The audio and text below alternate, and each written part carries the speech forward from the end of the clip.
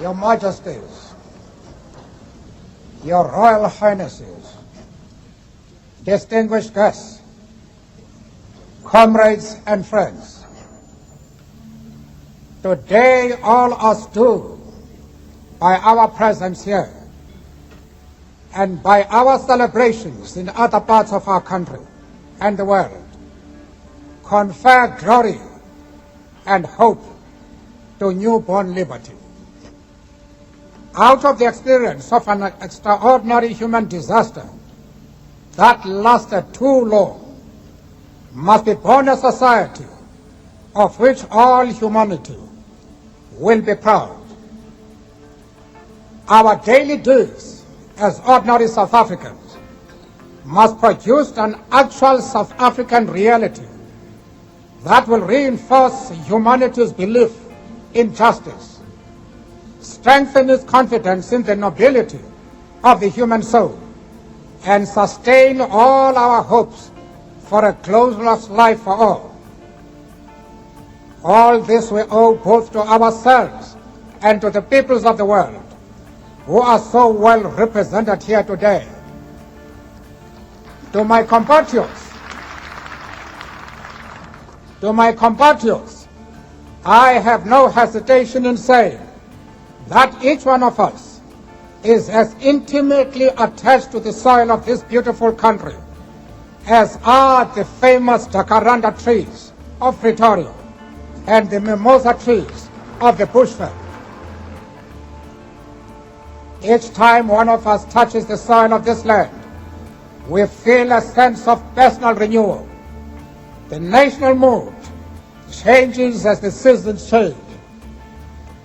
We are moved by a sense of joy and exhilaration when the grass turns green and the flowers bloom. That spiritual and physical oneness we all share with this common homeland explains that the depth of the pain we all carried in our hearts as we saw our country tear itself apart in terrible conflict, and as we saw it spent, outlawed, and isolated by the peoples of the world, precisely because it had become the universal base of the pernicious ideology and practice of racism and racial oppression. We, the people of South Africa, feel fulfilled that humanity has taken us back into its bosom, that we, who were outlaws not so long ago, have today been given the rare privilege to be hosted to the nations of the world on our own soil.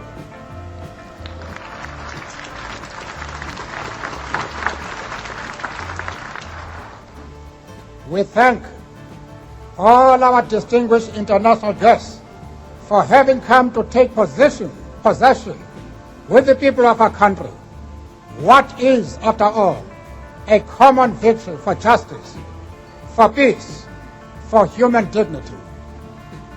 We trust that you will continue to stand by us as we tackle the challenges of building peace, prosperity, non-sexism, non-racialism, and democracy. We deeply appreciate the role that the masses of our people and their political, mass democratic, religious, women, youth, business, traditional and other leaders have played to bring about this conclusion. Not least amongst them is my second Deputy President, the Honorable Thabo Klerk.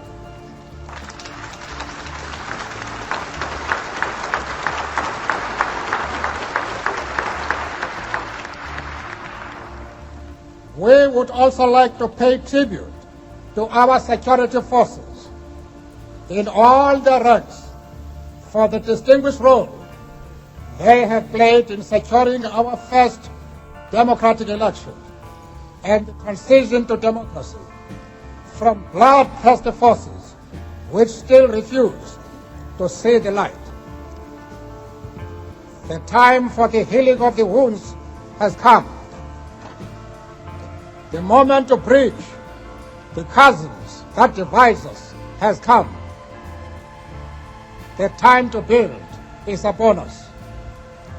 We have at last achieved our political emancipation.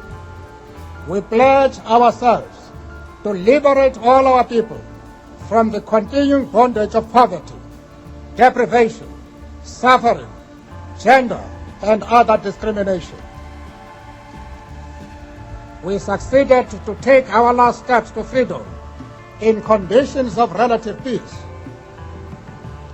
We commit ourselves to the construction of a complete, just, and lasting peace. We have triumphed in the effort to implant hope in the breasts of the millions of our people. We enter into a covenant that we shall build a society in which all South Africans, both black and white, will be able to walk tall without any fear in their hearts, assured of their inalienable right to human dignity, a rainbow nation at peace with itself and the world. As a token of this commitment to the renewal of our country, the new interim government of national unity will, as a matter of urgency, address the issue of amnesty for various categories of our people who are currently serving terms of imprisonment. We dedicate this day to all the heroes and heroines in this country and the rest of the world who sacrificed in many ways and surrendered their lives so that we could be free. Their dreams have become reality. Freedom is their reward. We are both humbled and elevated by the honor and privilege that you, the people of South Africa, have bestowed on us as the first president of a united, democratic, non-racial, and non-sexist South Africa to lead our country out of the valley of darkness. We understand it still that there is no easy road to freedom. We know it well that none of us acting alone can achieve success. We must therefore act together as a united people for national reconciliation, for nation building, for the birth of a new world. Let there be justice for all. Let there be peace for all. Let there be work, bread, water, and salt for all.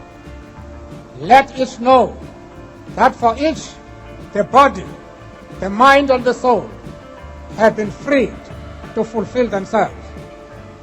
Never, never, and never again shall it be that this beautiful land will again experience the oppression of one by another and suffer the indignity